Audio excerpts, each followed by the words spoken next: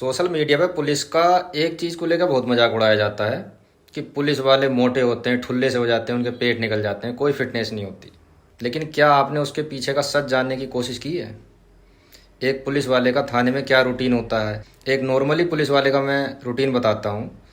मैं नाइट में अगर 11 साढ़े 11 बजे ड्यूटी गया तो सुबह के 4:30 या 5 बजे आऊँगा।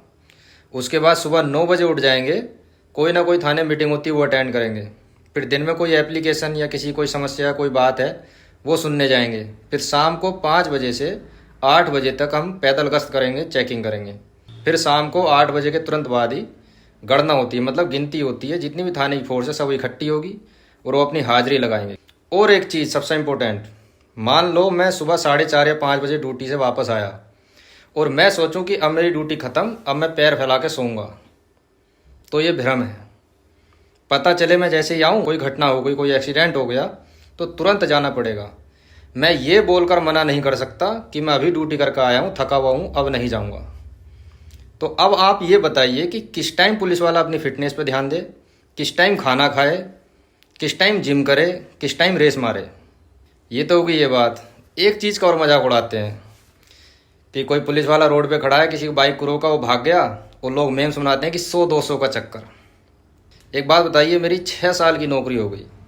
6 साल की नौकरी में 1 साल आप अलग कर दो, 5 साल में पर डे रोज नाइट में ड्यूटी किया। हजारों गाड़ियां रोड से निकलते हैं, अगर मैंने उनमें से 100 भी रोके तो सबसे अगर मैं 200-200 रुपये लूंगा तो 20,000 हो गए, और एक महीने के 6 लाख हो गए, और एक साल के 72 लाख हो गए।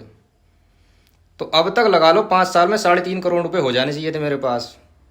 अब आप आइए, मेरा घर देखिए, मेरी ज़मीन जायदाद देखिए, आपको पता चल जाएगा रियलिटी क्या है। मैं मानता हूँ बहुत पुलिस वालों ने पैसे लिए भी हैं, वीडियोज़ भी वायरल हुई हैं, लेकिन आप किसी एक की वजह से सबको बदनाम मत करो। आप खुद सोचिए, कोई बंदा है, कोई लड़का पढ़ रहा है, वो भी मेरी वीडियो हो सकता है देख रहा हो, और उसने मन में ये सोचा हो कि जब मैं पुलिस विभाग में जाऊँगा तो सुधार दूंगा, पूरी ईमानदारी से काम करूँगा, और वो ईमानदारी से काम करे, क्योंकि हमने भी यही सोचा और हम भी ईमानदारी से काम किए। लेकिन ईमानदारी से काम करने के बाद, रोज़ दिन रात ड्यूटी करने के बाद, अगर जनता ये कहे कि आप पैसे के लिए वहाँ खड़े हो, बाइकों को इसलिए रोक रहे हो, उनसे वसूली चाहिए आपको, तो आप खुद सोचिए, रोज़ाना ये बातें सुनकर, ये ताने सुन सुनकर उसके दिल पर क्या बीतेगी। एक अच्छा खासा ईमानदार इंसान भी यही सोचेगा कि ईमानदारी से काम करने के बाद भी अगर गालियाँ मिल रही हैं तो ईमानदारी से काम करने का कोई मतलब नहीं।